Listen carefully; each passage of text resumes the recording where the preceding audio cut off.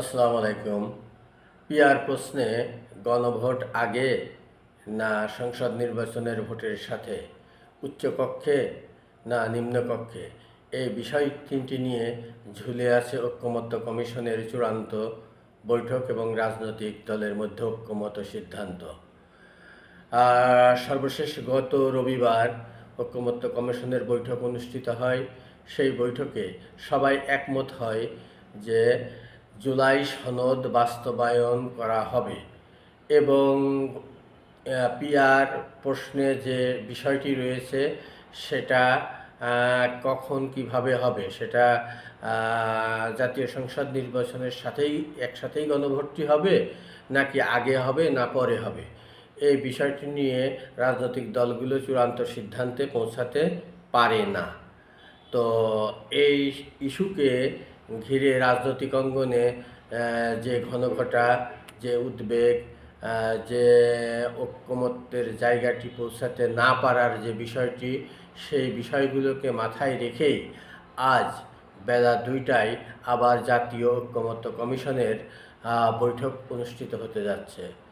তবে বিশেষ সূত্রে জানা গেছে যে যদি নির্বাচনের দিন গণভোটের বিষয়টি অন্তর্ভুক্ত প্রশ্নে রাজনৈতিক দলগুলো যদি একমত হতে না পারে, তাহলে এ ব্যাপারে জাতীয় ঐকমত্য কমিশন সরকারের কাছে একটি চূড়ান্ত রিপোর্ট আজকের বৈঠকের পর দেবে এবং সেখানে তারা জাতীয় ঐকমত্য কমিশন সেখানে এইভাবে সুপারিশ করতে পারে যে জাতীয় নির্বাচনের সাথে অথবা আগে পরে, অর্থাৎ তারা কোনো ডিসিশন নেবে না।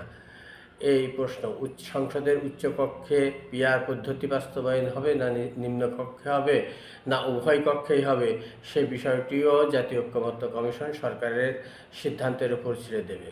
পাশাপাশি জুলাই সনদ বাস্তবায়নটা কিভাবে হবে, জুলাই সনদের বিষয়ে জাতীয় ঐকমত্য কমিশনে এভাবে কথা হয়েছে যে সেটা গণভোটের মাধ্যমেই জুলাই সনদ সংবিধানে অন্তর্ভুক্ত হতে হবে, কিন্তু সেই গণভোটটি নির্বাচনের আগে হবে নভেম্বরের দিকে নাকি নির্বাচনের দিন একসাথে হবে, সে বিষয়টিতেও রাজনৈতিক দলগুলো ঐকমত্যে পৌঁছাতে পারেনি।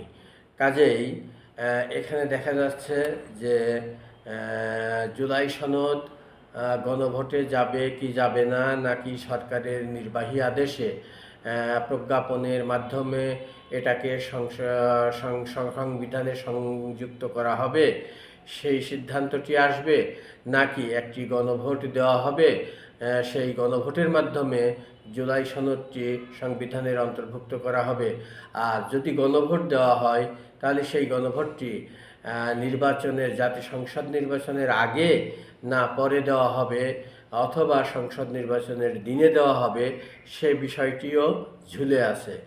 সেই বিষয়টিও সরকারের দৃষ্টি আকর্ষণ করবে জাতীয় ঐকমত্য কমিশন যদি আজকের বৈঠকে রাজনৈতিক দলগুলোর মধ্যে এ বিষয়গুলো নিয়ে একমতে পৌঁছাতে না পারে।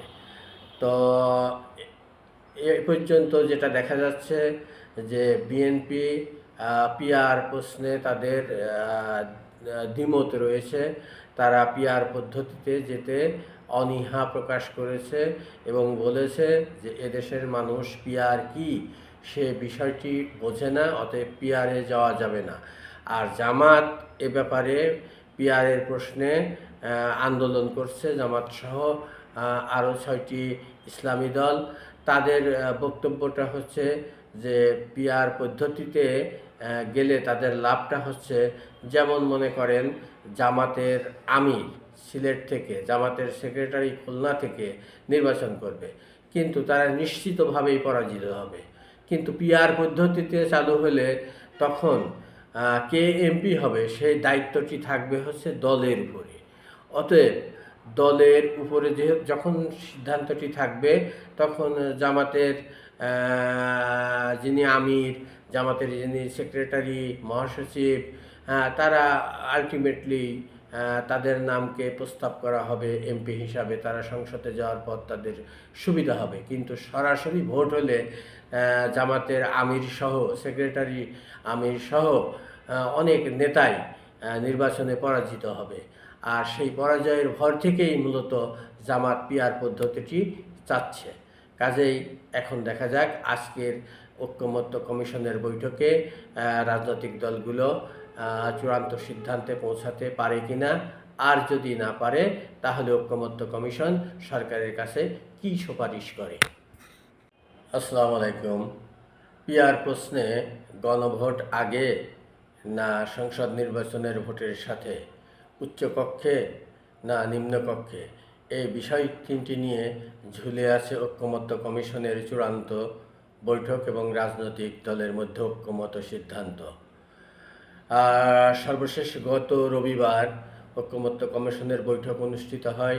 সেই বৈঠকে সবাই একমত হয় যে জুলাই সনদ বাস্তবায়ন করা হবে এবং পিআর প্রশ্নে যে বিষয়টি রয়েছে সেটা কখন কিভাবে হবে সেটা জাতীয় সংসদ নির্বাচনের সাথেই একসাথেই গণভোটটি হবে নাকি আগে হবে না পরে হবে, এই বিষয়টি নিয়ে রাজনৈতিক দলগুলো চূড়ান্ত সিদ্ধান্তে পৌঁছাতে পারে না। তো এই ইস্যুকে ঘিরে রাজনৈতিক অঙ্গনে যে ঘনঘটা, যে উদ্বেগ, যে ঐকমত্যের জায়গাটি পৌঁছাতে না পারার যে বিষয়টি, সেই বিষয়গুলোকে মাথায় রেখেই আজ বেলা 2টায় আবার জাতীয় ঐকমত্য কমিশনের বৈঠক অনুষ্ঠিত হতে যাচ্ছে। তবে বিশেষ সূত্রে জানা গেছে যে যদি নির্বাচনের দিন গণভোটের বিষয়টি অন্তর্ভুক্ত প্রশ্নে রাজনৈতিক দলগুলো যদি একমত হতে না পারে তাহলে এ ব্যাপারে জাতীয় ঐকমত্য কমিশন সরকারের কাছে একটি চূড়ান্ত রিপোর্ট আজকের বৈঠকের পর দেবে এবং সেখানে তারা জাতীয় ঐকমত্য কমিশন সেখানে এইভাবে সুপারিশ করতে পারে যে জাতীয় নির্বাচনের সাথে অথবা আগে পরে, অর্থাৎ তারা কোনো ডিসিশন নেবে না। এই প্রশ্ন সংসদের উচ্চকক্ষে পিআর পদ্ধতি বাস্তবায়ন হবে না নিম্নকক্ষে হবে না উভয় কক্ষেই হবে, সে বিষয়টিও জাতীয় ঐকমত্য কমিশন সরকারের সিদ্ধান্তের উপর ছেড়ে দেবে। পাশাপাশি জুলাই সনদ বাস্তবায়নটা কিভাবে হবে, জুলাই সনদের বিষয়ে জাতীয় ঐকমত্য কমিশনে এভাবে কথা হয়েছে যে সেটা গণভোটের মাধ্যমেই জুলাই সনদ সংবিধানে অন্তর্ভুক্ত হতে হবে, কিন্তু সেই গণভোটটি নির্বাচনের আগে হবে নভেম্বরের দিকে নাকি নির্বাচনের দিন একসাথে হবে, সে বিষয়টিতেও রাজনৈতিক দলগুলো ঐকমত্যে পৌঁছাতে পারেনি। কাজেই এখানে দেখা যাচ্ছে যে জুলাই সনদ গণভোটে যাবে কি যাবে না, নাকি সরকারের নির্বাহী আদেশে প্রজ্ঞাপনের মাধ্যমে এটাকে সংবিধানে সংযুক্ত করা হবে, সেই সিদ্ধান্তটি আসবে, নাকি একটি গণভোট দেওয়া হবে, সেই গণভোটের মাধ্যমে জুলাই সনদটি সংবিধানের অন্তর্ভুক্ত করা হবে। আর যদি গণভোট দেওয়া হয় তাহলে সেই গণভোটটি জাতীয় সংসদ নির্বাচনের আগে না পরে দেওয়া হবে অথবা সংসদ নির্বাচনের দিনে দেওয়া হবে, সেই বিষয়টিও ঝুলে আছে। সেই বিষয়টিও সরকারের দৃষ্টি আকর্ষণ করবে জাতীয় ঐকমত্য কমিশন যদি আজকের বৈঠকে রাজনৈতিক দলগুলোর মধ্যে এ বিষয়গুলো নিয়ে একমতে পৌঁছাতে না পারে। তো এ পর্যন্ত যেটা দেখা যাচ্ছে যে বিএনপি পিআর প্রশ্নে তাদের দ্বিমত রয়েছে, তারা পিআর পদ্ধতিতে যেতে অনীহা প্রকাশ করেছে এবং বলেছে যে এদেশের মানুষ পিআর কি সে বিষয়টি বোঝে না, অতএব পিআরে যাওয়া যাবে না। আর জামাত এ ব্যাপারে পিআরের প্রশ্নে আন্দোলন করছে, জামাত সহ আরও 6টি ইসলামী দল।